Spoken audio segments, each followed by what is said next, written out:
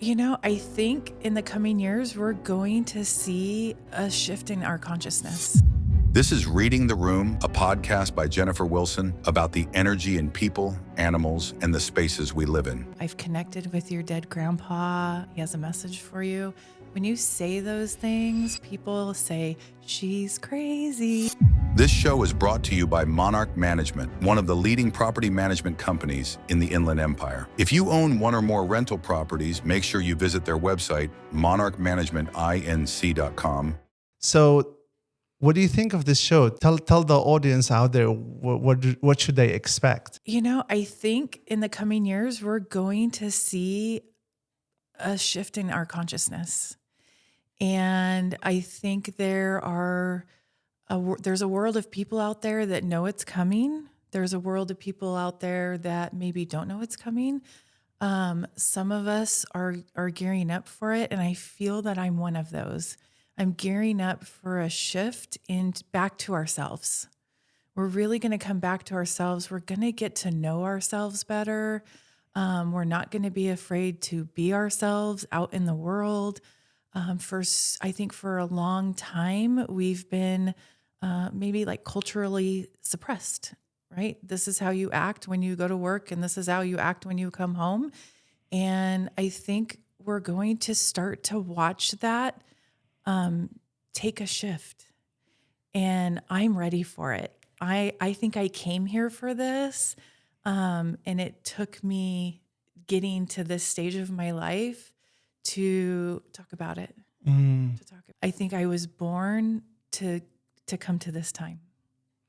I'm sad that I'm 49 years old and, I'm this far into my life to experience it, but I am so excited for it.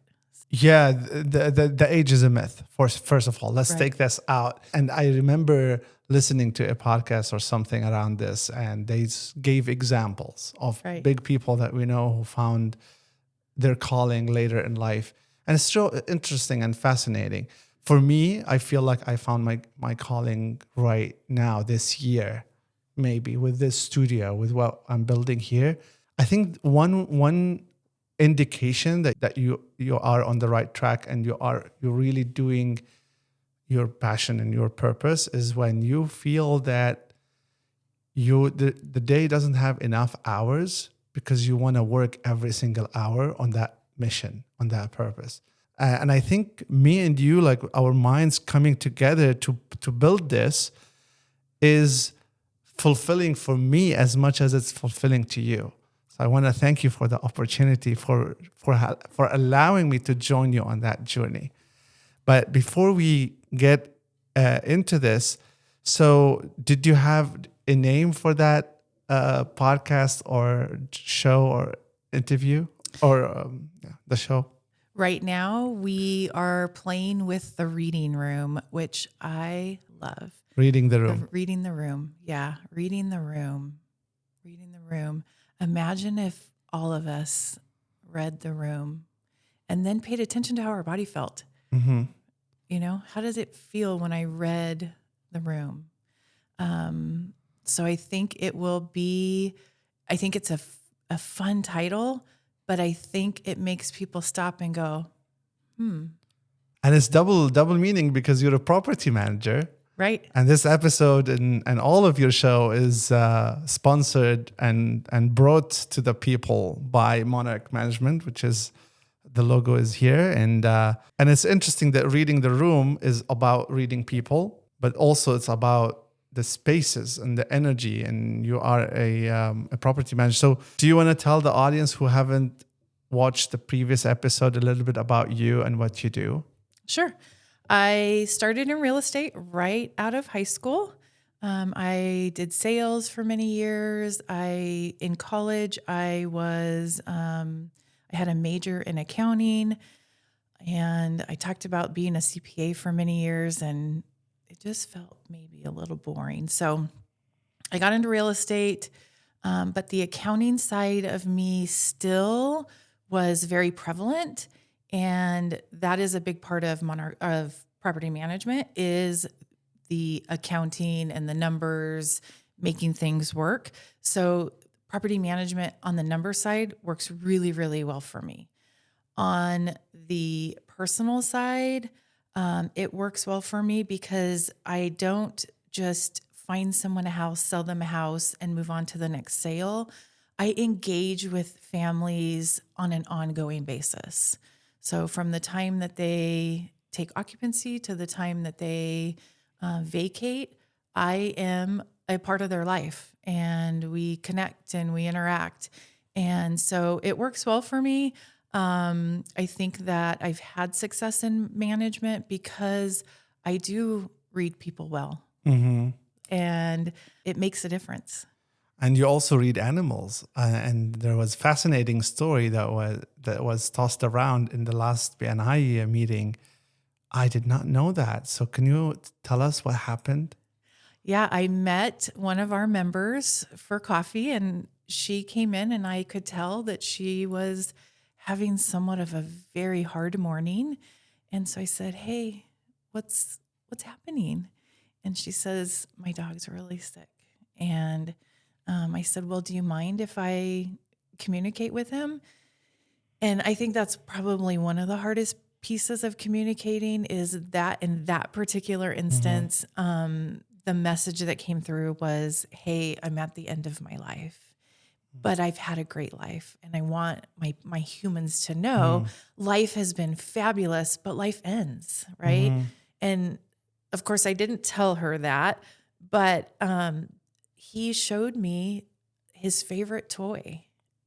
Really? So I was able to say to her, "He loves this bear." And she's like, "Oh my gosh, it's like a bear without a body." And I said, "Yeah, that's exactly the impression I got, was there's this bear." And I said, "I want you to know that was a favorite. That bear was a favorite of his." And I never did tell her. She already knew, and didn't need me to reinforce that, but to let her know that he had a great life. He had a great life. And how do you do that? Is it like a sensing thing? Like, how do animals communicate to you? To get to a point to be able to communicate with animals, you have to quiet the mind, right? The mind is such a crazy playground. You have to be able to quiet the mind. And then the next step is you have to let go of judgment, and you have to let go of story. So when I first started learning to communicate, and I was doing it with a teacher, we were communicating with an animal that she was well aware of that I had not met. And I remember my first experience was, I told her, "All I see is the color purple. Like, that's all that's coming to mind. Purple, purple, purple." And she said, "Oh yeah, I think it was a family member. They loved a football team that was purple." So the dog was showing me, in my environment, these people are excited about something that's purple. So that's kind of how it, as you practice, you get a little more clarity. But whatever comes to mind, you just have to hold space for it. So in that instance, the color purple came to mind. Right. And so I just let purple be there. Whatever it was, the dog was showing me purple. I was just letting it be there. And then when I reached out to the person who knew the dog, they're like, "Oh, this is why you see purple." So when you start to communicate in other realms or with animals, you have to just hold space for whatever comes through without judgment, without trying to make a story around it. And that's hard. Yeah. That's hard, right? Because I could have said 1,000 things. The dog loves purple. The dog's bed is purple, right? But that wasn't the case. I just said purple comes to mind. And then we just start to piece it together. That's fascinating. So that's part of the reading the room, right? Dogs and animals are part of our daily lives. We speak different languages. We have elaborate alphabets and words and stuff, but they don't. They have their own language. But we both share the same fundamental energy, right? So they're living beings, just like plants and animals and insects and us. When we die, we become the same thing. Right. And so there must be a way to communicate with them. And so that's going to be the animals part. And I'm gonna put the artwork that we created for the show on the screen, because it has the humans, it has the human design, which gonna be another chapter of what we'll be doing in this podcast. There's going to be the animal communication, especially the horsemanship, that you it's one of your passions. You love horses. I love horses. And then the energy of spaces, which basically ties in also what you do for work and for living, which is property management. And then the last one is the lotus flower. The lotus flower represents meditation, healing, grounding, spiritual practices, which basically, what you're all about. Like you are a very spiritual person, very spiritual being. I'm like that as well. So I think this is a match made in heaven. So we can both talk about this forever. So this is the art piece, for reading the room, the show potentially. Do you have any plans for it later on for that podcast? What's the future look like? I would love to invite guests that maybe they're just feeling into this, right? And let's talk about next steps. Let's talk about, how do I communicate with my animal better? How do I sit in my space and change the energy of it so that things feel more cohesive at home? How can I be intentional in the work I'm doing and energetically create what I'm going after? So looking for maybe other humans that love this kind of work or are just dipping their toe in the water. And then I'm, hoping we can get out into the field and interact with the animals and watch how their body language does certain things when we do certain things, and how they're reading us while we're reading them. And I'm still waiting for that opportunity to meet your horse. What's his name? Her name's Foxy. Her name, Foxy. She's rather muddy right now after all the rain. So she's not camera ready. Right. Okay. We'll postpone that until she's ready. A little dry. Yeah. Put some makeup on her. Yep. Yeah, we're going to brush her out. Yep. All right. Fantastic. Okay. So who is this podcast for? I think it's really for a lot of people. And I could almost say it's really for everyone. Mm-hmm. It's really for everyone. I think what we're creating touches at least one space of everyone's life. Mm-hmm. Everyone's life. You can't make something for everyone, but I think that there's going to be things inside of it that could touch a lot of people. Yeah. When you just came this morning, you said why you're passionate about this. Could you repeat that to the people? So, when you say medium, when you say I'm communicating with animals, when you say I've connected with your dead grandpa, he has a message for you. When you say those things, people say, she's crazy. And these things have lived inside of me for a long time, a very long time. I grew up as what we call, in the 80s, we called it latchkey kids. They were kids who came home to an empty house. And I have learned that when you have these kinds of situations as a kid, you really become aware of your surroundings. You read the room really well. So these things have been a part of me for a very long time. I was a latchkey kid. My mom and dad were divorced. My mom had to work. My dad had to work. So we came home to empty spaces. But in reality, it creates a little craziness, right? And it's not crazy. We all have an innate ability to communicate nonverbally, Yeah. and that's all it is. And people pass snap judgments on things without actually really going deep and understanding them. Uh, I was listening to a podcast recently on the way, actually 2 days ago, on the way coming home. It says the 7 habits of happiness.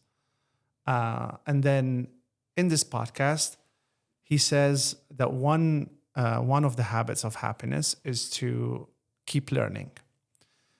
And that's pretty normal. People hear that all the time. Like learning is great. Like I'm an eternal student. I always want to learn. But what they said after that, when they were explaining what learning is, it's a lot of reflecting on what you believe in, but also reflecting on what you don't believe in, and reconsidering. And that's what part of learning, which means, how is that relevant to this?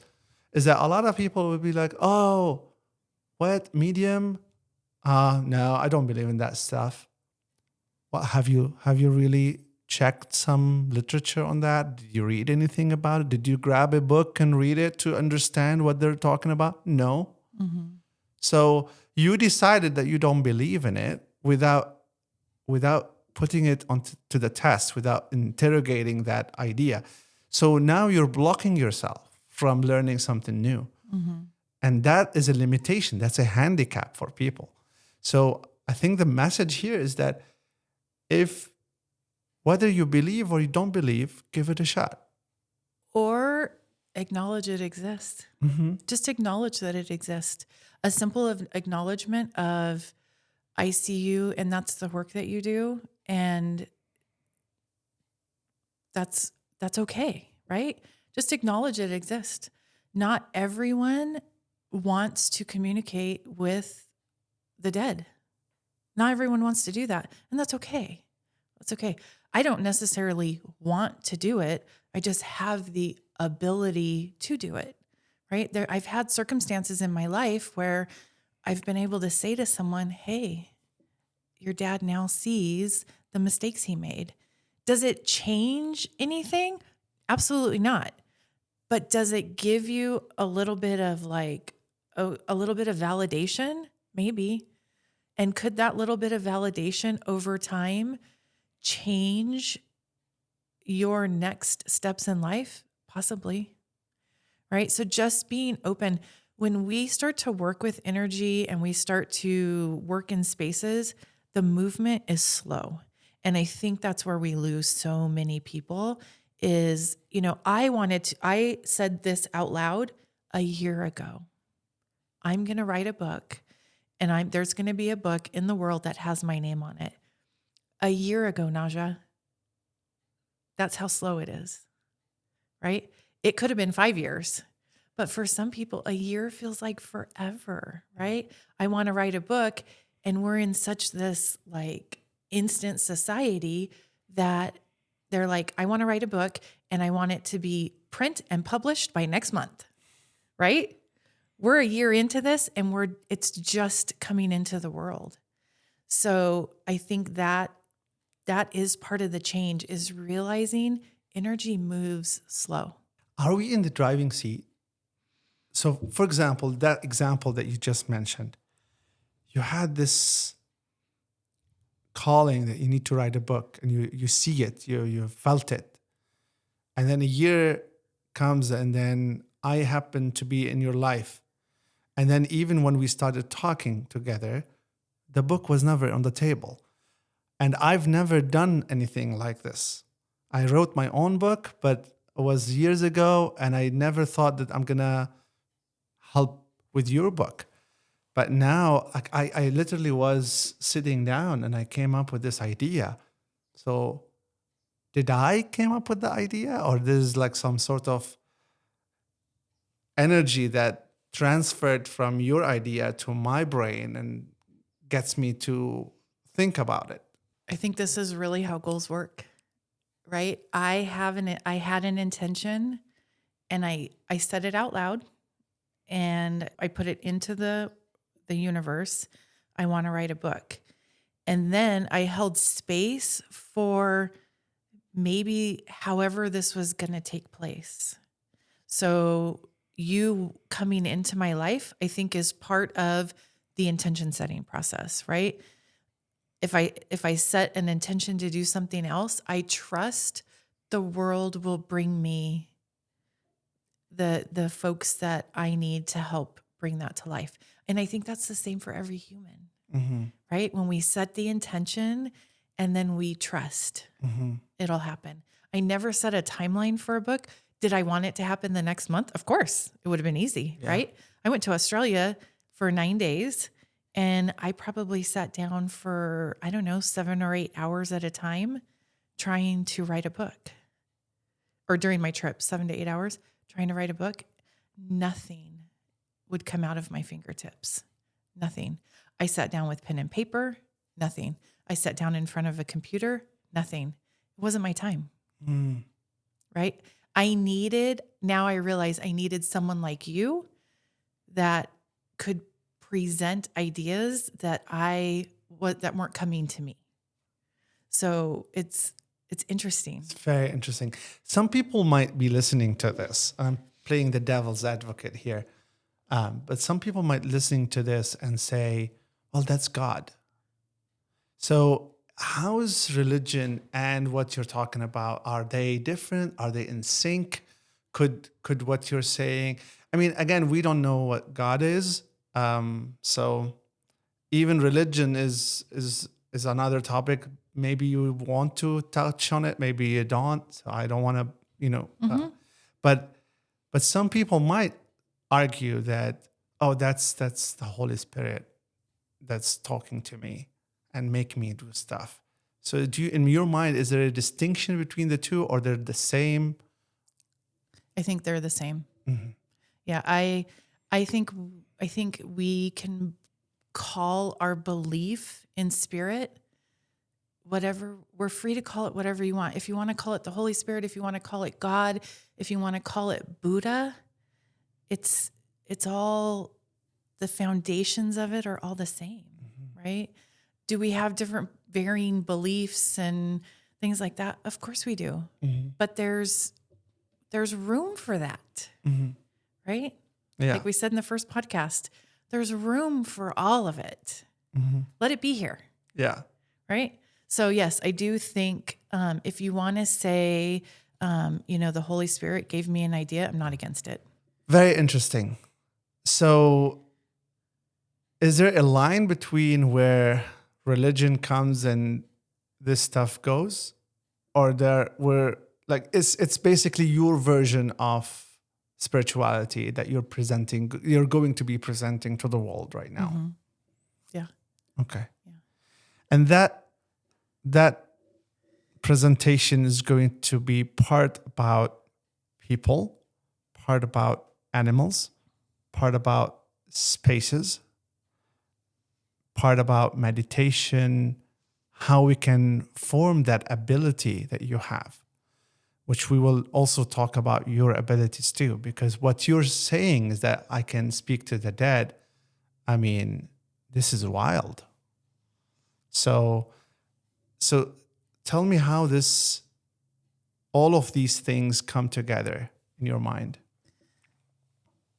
I think it gives us as humans a landing, right?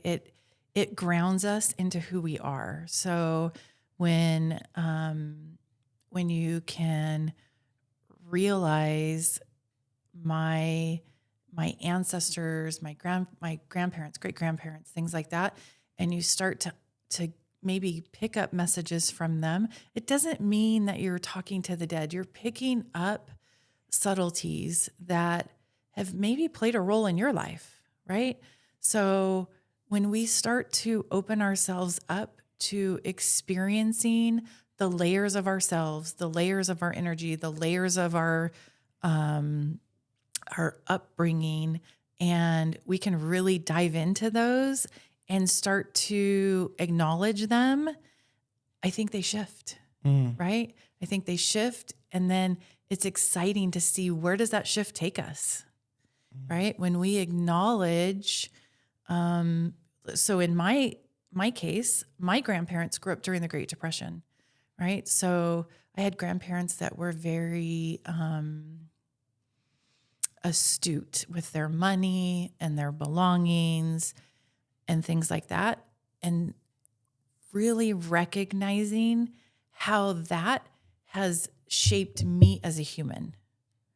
And then looking at, does that still apply? Right? Does their beliefs coming out of the Great Depression apply to my life today and the things that I do? And so I think that's where it shakes up the world a little bit. Like, oh, we're going to start to question what we've been programmed with, what we believe. We just question it a little bit. It doesn't mean it's going away. It doesn't mean we're making it right or making it wrong. Mm-hmm. We just get curious about it. Right. Right. And the goal is really to get 1% clearer understanding of these things. Correct? Right. Because we may, I would love, and I I feel that one of the biggest purpose of life for me, if you want to give me one thing and I would be like, I'm satisfied, that's it, is to understand what the hell we're doing. Like, what is this life? When I look at my hand, like how did this happen? This is so bizarre. Like the whole thing. Right. So, like these creatures, we eat, we drink, and we think, and we have big ideas. And life is such a mystery, right? We don't know anything about it. And it's so like humbling, right? Like you look at the world, you look at the stars, you look at this little planet that has life, and everything else is like darkness, and it's wild. So my goal is, if we get 1%, a little bit better understanding of the universe, of the energies that you're talking about, of consciousness, of whatever, like all of this stuff. That's what excites me about collaborating with you, is because I had questions on all of them. And I wish that maybe you don't have all the answers, but we're going to try to figure it out. I know that you are very much advanced in a lot of these areas, and you're going to bring a lot of value and a lot of what you learned to the audience listening to us. So yeah, that's what excites me about this project. And we're going to unpack certain things that people hear about, but they don't know what they're talking about. One of them is mediumship. When I saw the word, I'm like, what's that? So could you help us unpack that thing? So mediumship is when you are able to connect with someone that has crossed over. We hear mediums can take in information differently. Like for me, I have just a knowing. I communicated with someone's father, and he kept saying, I loved my wife. I loved my wife. Like I just had this like knowing. I felt the love he had in my body. It was like me experiencing the love he had for his wife. So that's how it comes through for me. It comes through differently for a lot of people. Some mediums hear voices. I've had that experience only a couple times. But that would be they're what they call clairaudient. So they hear things. Does it mean there's actually a voice? I don't know. Like that's what we're going to dive into, right? Exactly. Is there really, if you're clairaudient, is there really a voice happening? Then there's clear, I'm clear knowing. So clairaudient, or not clairaudient. Clairaudient is hearing. And then there's people who feel. So some mediums will communicate with folks that have crossed over, and they actually feel the pain in their body. So someone might have died of a heart attack. That medium is going to feel the pain in their body or in their chest. Doesn't mean they're having a heart attack, but they feel heaviness in their chest, things like that. So we all take in the information differently. Every human is capable of this. Every human does it. We just don't, we're not programmed to realize it. So we all take in the information differently. I take in information just knowing. I have a gut feeling, right? Yeah, I have a wanted to gut ask you about feeling. that. Uh-huh. Yeah. Sometimes like stuff comes into my head and it does have its own voice. Mm-hmm. Is that clairaudience? I don't know. I'd have to find someone that is very tuned in that way. So I want to piggyback on this topic to share something that my upbringing shaped me into believing it at some point. Right now, I question everything. Right now, I'm kind of like, I wish that I have evidence to any of that, but I'm just going to share. So my parents are religious people, they believe in Druze religion. And the Druze religion, one of the pillars of that religion, it's a very minority group. There are like 1 million people around the world. So there's not many of us. So they believe in reincarnation. What does that mean is that the human body is a cloth. It's like a cloth. That's how my mom used to explain it to me. The human body is just a cloth for the soul. And every person has a soul in them. That soul is kind of the on-off button. This is what sparks everything that operates the body. And when we die, it's basically the soul is letting go of that body exterior layer to transfer itself to a new baby born and relive itself with that experience of that body. And so in the Druze society, in every home, you will see stories like, like I remember my cousin Firas. Firas used to be a soldier during the Lebanese Civil War and who died at the age of 45 or whatever. And that was his last time on earth, his soul last time. Now, how do you know? Well, the story goes is that when Firas was a little child, barely started to talk, the first words he was talking about his mom from the previous era. He kept saying her name, and he started also saying a name of a village that is far away. They don't know what that village was at the time, but he started mumbling these words. And then because his parents believe in reincarnation, they immediately say, okay, this probably coming from the previous time that he was alive. And sure enough, they start digging. And the story goes is that when they ended up going to that village, the little kid, he freaked out. He opened the door in the main downtown of that village, right? And then he started running into the little suburbs, little thing.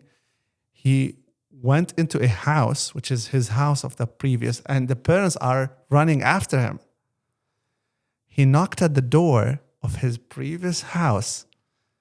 I mean, it gives me chills thinking about it, right? But that's how the story goes. Now, I cannot verify, but the story continues that his mom was still alive. And she lost him in the previous world 2-3 years ago because he was a kid right now. So when he knocked at the door, the mother reports saying that knock is very unique to her son. wow. What ended up happening is that she opens, and then the parents are rushing after Firas, my cousin. They're rushing after, I'm sorry, ma'am, our kid went crazy and came to your house and all of a sudden, but can we know more about you? And then she welcomed them in and they start talking. And then Firas was so anxious. And he ended up going into the basement of that house by himself and telling them what is in there. I used to hide my weapons here. This is here, complete in details. And so the stories like these confirm the belief of reincarnation for that society. I have doubt about the credibility of all of this. Is it stimulated? Is it exaggerated? You never know. And that's why I hold no strong positions on all of that. But that when you start talking about mediumship, I'm like, damn, I mean, it could be true. We never know. But I just wanted to share that story. What do you think? Yeah, I love those stories. There's a lot of those stories. A lot of those stories. If you search the internet, if you search YouTube, there is a lot of those stories. And talking to the people who are living those stories is so fascinating, right? What they can recall. I think there are individuals that have the ability for recollection. I love reading those. I love near-death stories. People who are in an operating room have a near-death experience, maybe in an accident, have a near-death experience, and they're able to tell you, this is what I experienced, right? I love those stories, right? It reinforces that there's more. There's more to this life than just being here. Are you, Naja, going to come back exactly as you, Naja? No. Do I believe your soul will make another revolution on Earth? Yes. Mm-hmm. I mean, unless something crazy happens. Yeah. We wipe everyone out. I don't know. Right. But I believe in reincarnation, but I don't believe we come back over and over again as the same person, right? Yeah. My belief is we have karma. Mm-hmm. So we come back to resolve some of these karmic issues, and then, leave our bodies and then come back and leave. So I do believe there's free fall. Yeah, I do believe in that there is a form of reincarnation. I do believe the soul continues to live. Yeah. I'm leaning to that belief as well. Yeah. It's so depressing if it's just, when we die, that's it. Right. So depressing. Right. I mean, that's my biggest issue with science. The science has brought us so many good stuff. Like everything here is made from science, from the scientific method, right? Like proof, evidence, hard evidence. But the problem with science is that it doesn't touch on that limitations that we have. And it's also like depressing. So all of this incredible magical thing we call a human or life or even bacterial life is magical. And you're going to tell me that this is all happened by accident. And when this dies, everything dies. It's so depressing. Right. I don't know that science has a place for reincarnation, right? I think it's something that happens organically and it happens in a way that science can't get involved. Yeah. Right? Because you could almost see it getting crazy, right? Yeah. Science gets involved and then we're suddenly recreating humans that I don't know, right? But I think that part of us doesn't allow science to touch it, right? Because it needs to stay a little bit mystical. I mean, if we knew, what would we do? Yeah. Right? Yeah. How would it change the decisions we make? I still would love to know. Yeah. I wish I know. I'm out today, coming back tomorrow. All right. So another thing that you're interested in, and you're an expert in, which going to also take part during these upcoming episodes, is human design. Can you talk more about that? Oh, it's fascinating. You almost don't. The only thing you need to know about yourself is the time and date of your birthday. Gosh, I'm fairly new to it, but I've dived deep into the education of it. Someone said, "Oh, what is your human design?" I jumped into it. I am a manifester. Where manifestors are about 10% of the population, so that was a little bit hard to swallow, and then got exciting, and then got a little bit hard to swallow. Like, I don't want to be such a small part of the population. I just kind of want to blend in with everyone. And I'm like, oh yeah, that goes back to you being crazy. Yeah, conformity. So human design really helps us. Where I really find it helpful is knowing how to interact and respond inside of the world. So prior to human design, I would say yes to a lot of things that I don't say yes to anymore. And it's what's fascinating about it is when we stop saying yes to the things that aren't meant for us, we're not as tired. And it really frees up a lot of space. So as a manifester, this is why our relationship is so good. I'm a manifester. I want to manifest a book. But as a manifester, I can't do the work to do it. I have the idea, but I need to find a tribe to bring it to life.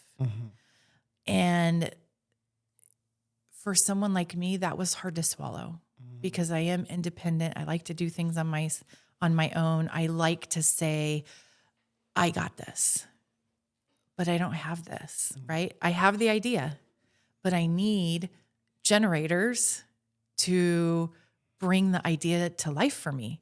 You're a manifesting generator, I think we came up with, right? Yeah. Yeah. Yeah. Yeah. So exciting. I have never not met a manifesting generator. So I'm so excited to work with you on this and really see how it all unfolds. Yeah. Because I'm just the idea. I just bring the ideas to the table, right? That's hard. It's hard to know you're not meant to work on this. Now I'm working on this, but I needed help in generating the concept, Right. right? And the execution element of it. Correct. The Correct. the writing muscle, the organization, the how to eat an elephant, right? One Right. bite at a time. And it's so funny you said that, and that really explains why I became a generator. I used to be a manifester. I feel. I mean, this is just my assumptions, because I was so much in pain that I wanted to, for example, like I manifest X, Y, Z, but every time I manifest, nothing happens. I feel frustrated. I feel in pain. Like I had this idea, but then nothing happens. And then I'm not organized and whatever. And then I feel like I stop beating myself. It becomes physical pain for me. So I dedicated my life to become a generator because I felt that because I did not have the resources. For example, I want to come to the US.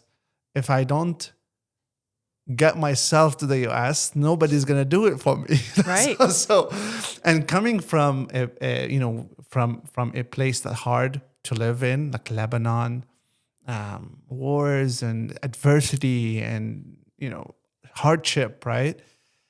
So I think it molded me into the both, and I feel like sometimes I lean into one area, sometimes I lean to another. Depends, of course. If I have too much to drink, I'll become more of a manifestor. Or if I eat a gummy or something, I don't know. Yeah. But yeah, so it leans back and forth, but it's so true. Yeah. When I got into it, I thought, gosh, if you took a group, a corporate group, a referral group like what we're in, if you took a group of people and you figured out their human design and put them all in the right category of work, I mean, what would happen, right? If you took the manifestors inside of a corporation and grouped them together for the ideas, they sent the ideas to the generators and the manifesting generators, and all they did was work on the ideas, not come up with them, work on them, right? And then there's something called a reflector, which is like 1% of the population. They kind of reflect back everything. But if you really could put these people in a group and get them working in like their highest and best use, I mean, Imagine if we did that to the government. It'd be crazy, right? We'd probably straighten out all of our shit. Yeah, absolutely. And you know what? You're not far from, I think a lot of companies are realizing this. Let me give you 2 companies that I've been in touch with recently. They're both saying that they're adding tests like this. They call it personality tests or whatever. But Diana's new job, they do personality stuff. Now, I don't know how much they utilize it, but I think it's powerful.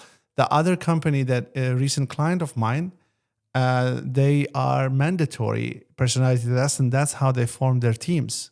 They put the teams in different combination of these personality tests. So it's picking up. Right. So I did Myers-Briggs, which is a form of a personality test. I've done Enneagram, and I've done my human design, and they all dance together. They all interweave. There's also 16 personalities or something. Right. I don't know if the interweaving happens for everyone, but how fun would that be, right? If you started to take people and you took all the personality tests and then you looked at the areas where they were consistent, right? So for me, it's knowledge, learning, the ability to gain knowledge and the curiosity to do so.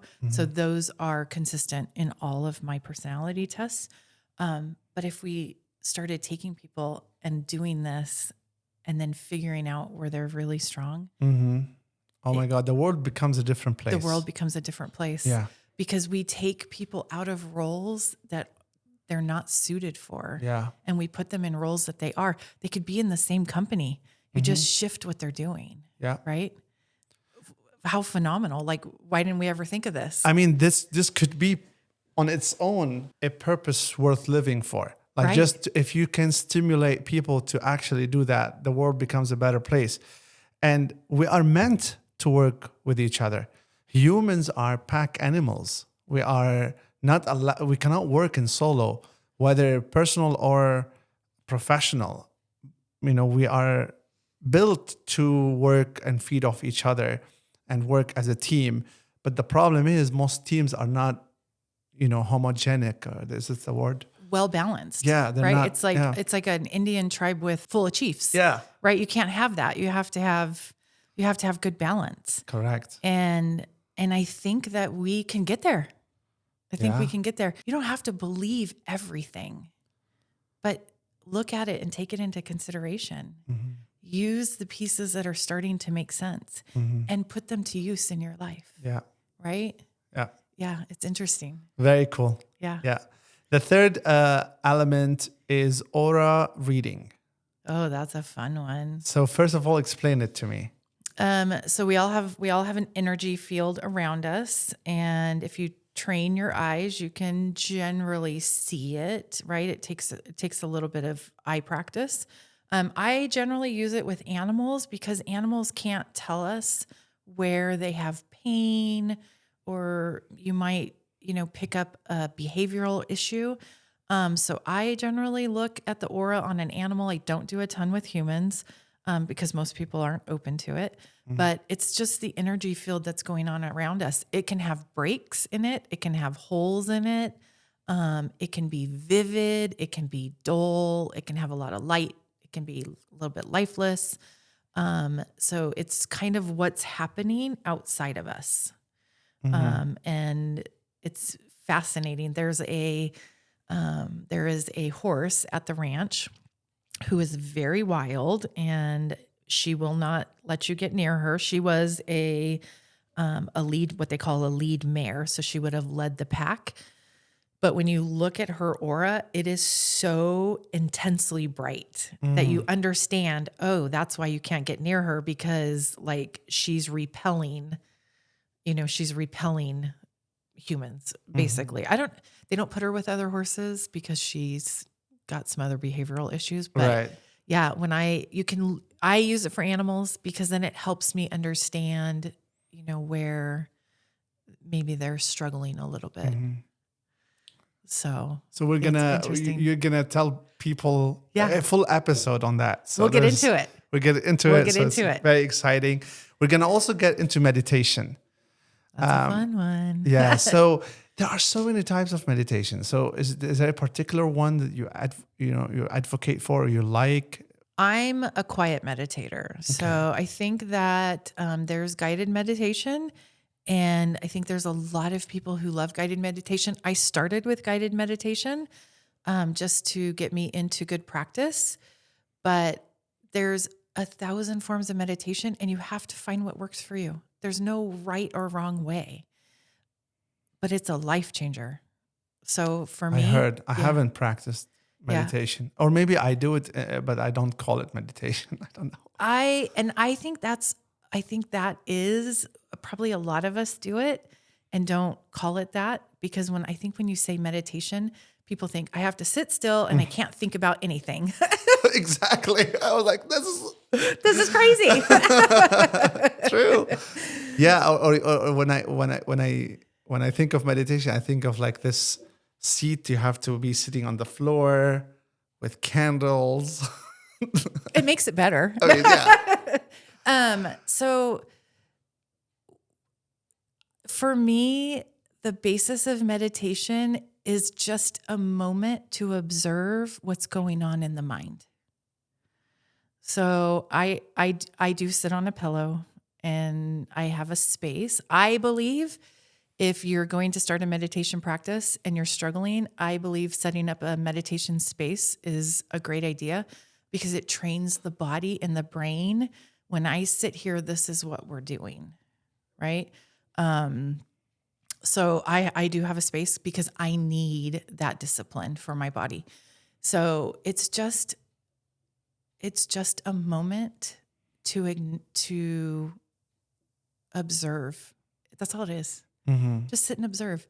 Observe what's going on in your body. Observe what you're thinking about. You don't have to stop thinking.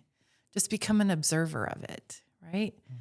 Oh, I just thought about the cinnamon I need to buy at the grocery store, right? Like you're just observing what you're thinking about. But you don't do anything about it. You don't do anything about it. You just observe it, Okay. right? Like I'm observing you. You just, right? You're just observing. Oh, that's what I think about. And then you go back to the breath and you sit quietly. Oh, off the mind went again. That's what I thought about. You observe it and you come back to the body. And what value does that bring? What does it help with?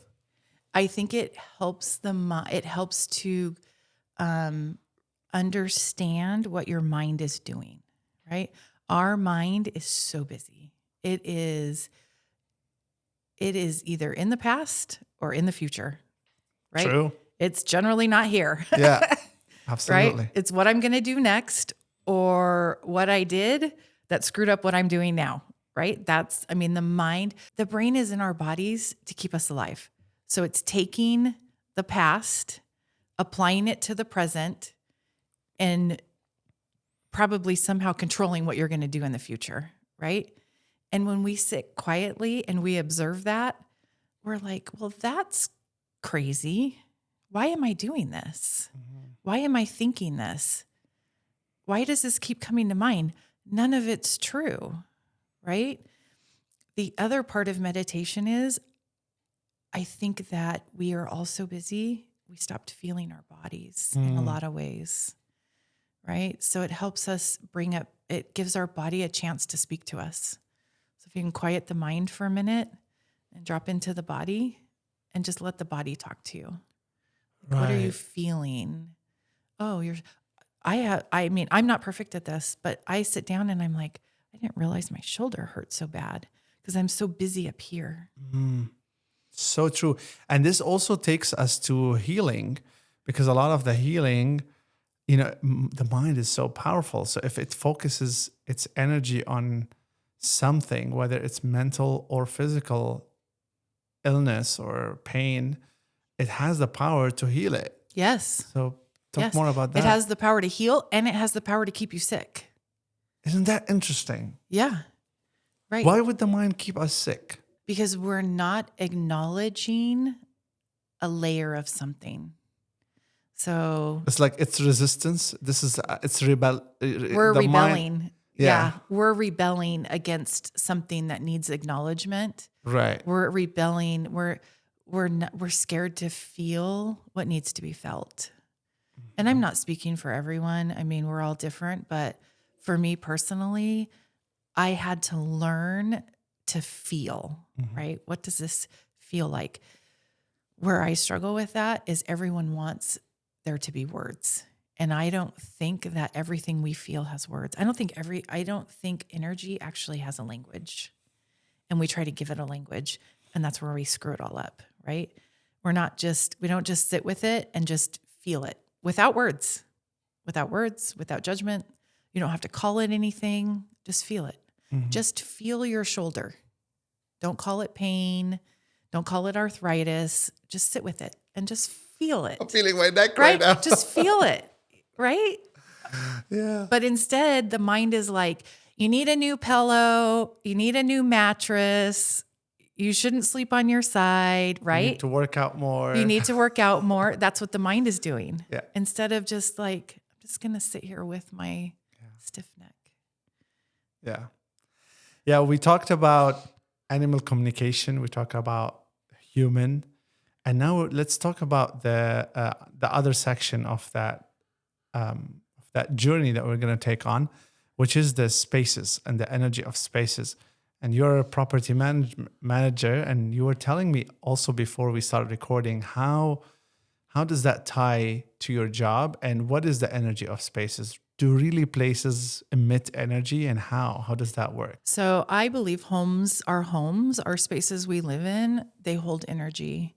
So if I had an apartment that housed a mentally ill individual, and when it became vacant, we instantly filled the vacancy with someone else who at the time was healthy, very healthy.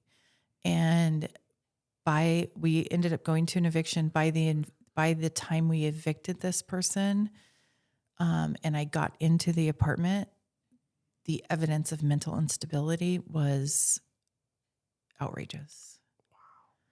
Yeah.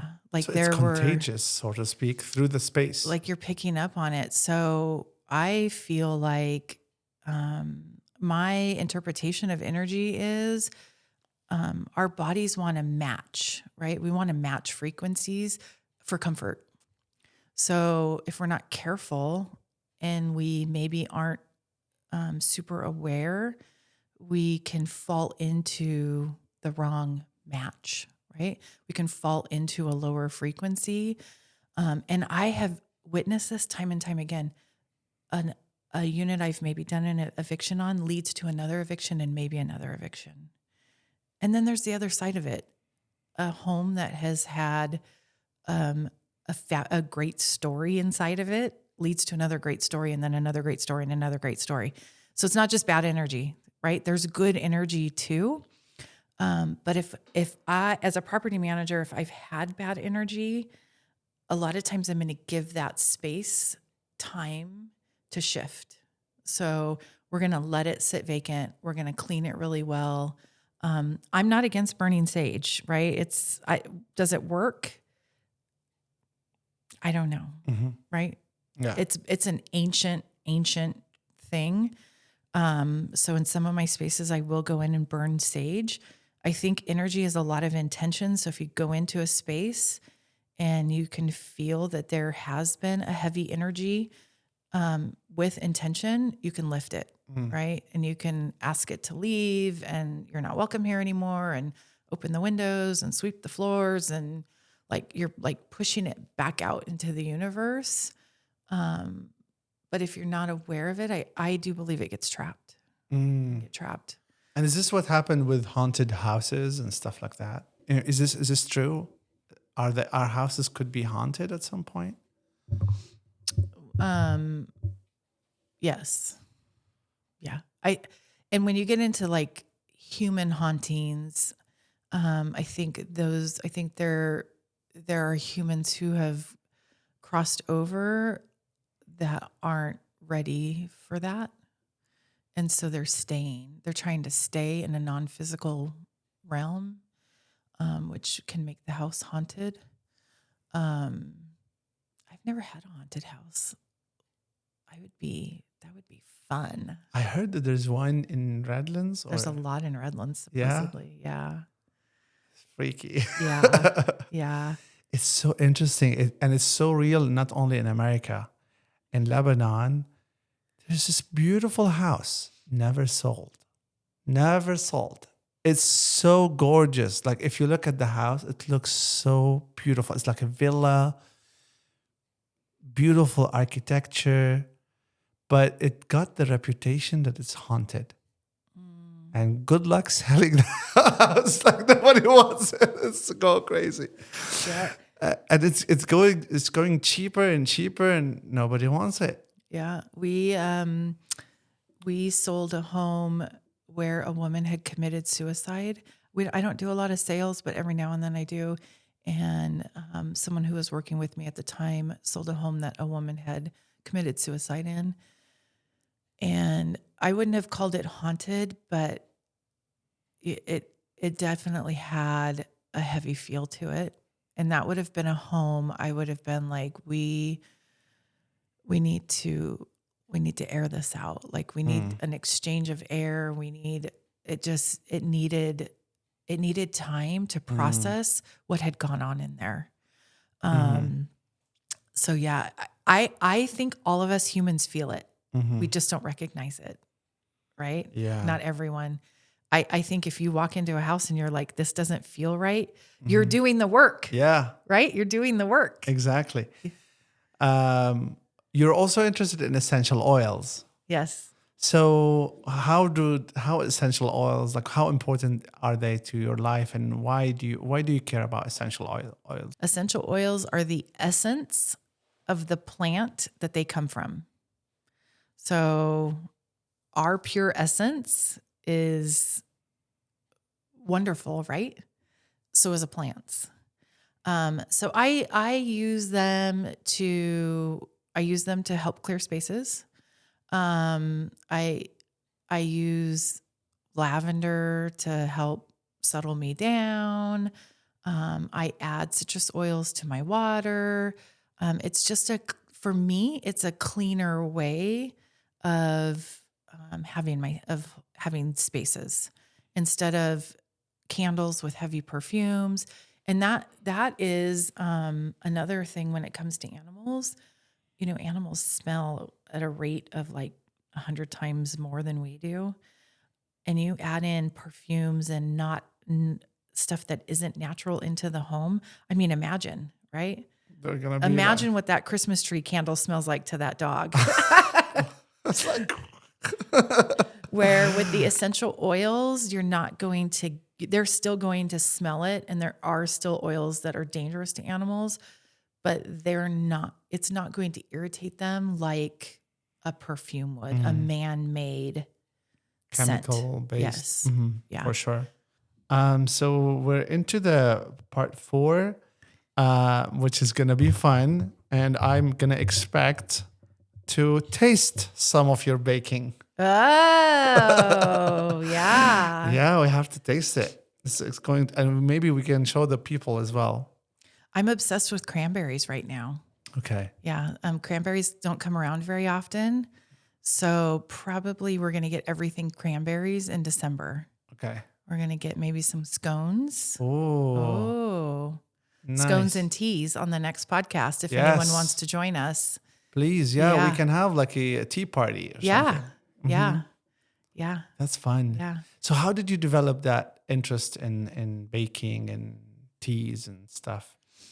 I don't have a body that loves fast food. Right? And that's such a big part of our food industry right now. I love to be in the kitchen.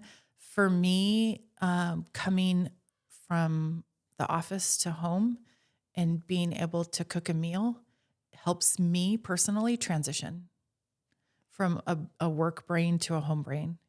So cooking for me has a therapeutic component of bringing me from work home. So, and I mean, I just love, right? I mean, the earth provides some fun stuff. I mean, there's nothing better than, fresh bread coming out of the oven. It's the most delicious thing in the world. We have in Lebanon something that you take a fresh bread and then you just dip it in olive oil and then you eat it. That's it. If you want to add za'atar, you know za'atar, you can add za'atar to it as well. But that's it. Yeah. And it's the most delicious thing you can ever have. My curiosity is, why do you think sourdough took off like it did during COVID? I mean, it went nuts. I know. I mean, I came Everyone to the US. suddenly had a starter. Yeah. Why? I mean, I've never heard of sourdough before, before COVID, literally. Yeah. I mean, I jumped on the train. I'm one of them, right? That jumped Okay. on the train. But like, what component of COVID brought sourdough? I think people were just experimenting more and researching more, and I don't know. Could be. Yeah, could be. But I heard that it has a lot of benefits too, like health benefits. It's like the health, one of the healthiest breads. It's because of the natural fermentation of it, right? You don't it's a non-yeast bread. So you're not adding any commercial products to it. I didn't realize that every bread is flour, water, salt, and yeast or sourdough, a leaven. But I was blown away. That's it? These are the ingredients. That's every loaf of bread should only be those ingredients. Wow. I mean, you can add in jalapenos and all the fun stuff, right? Yeah. Cranberries. You can add stuff in, but a loaf of bread should just be those 4 ingredients. Commercially, to do it in volume like we do requires a lot of other preservatives and things like that. Yeah. I did not realize that bread was a staple to our ancestors. And a well-made bread has all or a lot of the nutrients that you need. So bread is it's interesting. You get into I've heard you get into other countries and they don't even consider the commercial bread we have here bread. Yeah. So, And you know what we're going to promise the audience is that we are going to have one episode in the kitchen. How Oh, about cooking that? show. Yeah. Yay. We're going to have one episode and you choose which one do you want. Maybe if you want to do it over Christmas time Yeah. or we want to do it some other time, that's fine. But that would be cool. That'll be We fun. can put these little mics here and then we can Cook. cook Yeah. Do you cook? and eat. I don't, but I mean, look, I follow instructions, but it doesn't come naturally to me.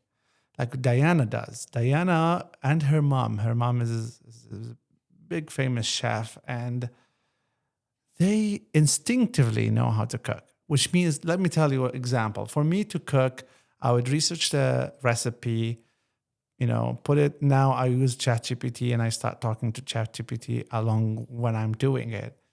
But I have to follow on the nook that recipe to be able to cook. But with Diana and her mom, they open the fridge and then they instinctively start adding stuff. Even if there's a lot of missing ingredients, they still make it work. Right. And that is talent that That's I don't where have. I would love to be. I'm somewhere in the middle of you and them, Yeah. which is probably where most of us fall. Yeah. Yeah. For Yeah. sure. Yeah. Yeah, They're I'm- really like, I'm like, babe, the fridge is empty. Like, no, it's not. And then she comes up with the food. I was like, how did you do that? Yeah.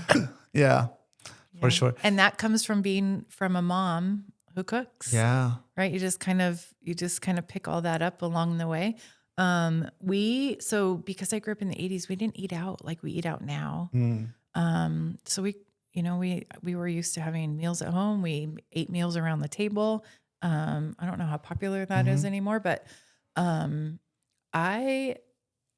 I love to just cut up ingredients and put them in a pot and be like, oh, let's see what happens. Like, Yeah. what's this going to taste Yeah. like? Right. Uh-huh. I am a recipe follower too, but once I make something a few times, then I know how to adjust, Yeah. right? I can play with it. For sure. Yeah. Very cool. So I love it. So this looks like a very holistic show. It's going to be very holistic. People are going to hang out with you and whoever guest you bring, or me, if they're not tired of my face already. And they're going to learn things that makes humans human, right? Like things that completes us. Right. Not too materialistic, things that are fun at the same time, inspiring to people. So I'm so excited. I'm excited. Are you ready? I am ready. Let's go. Let's go.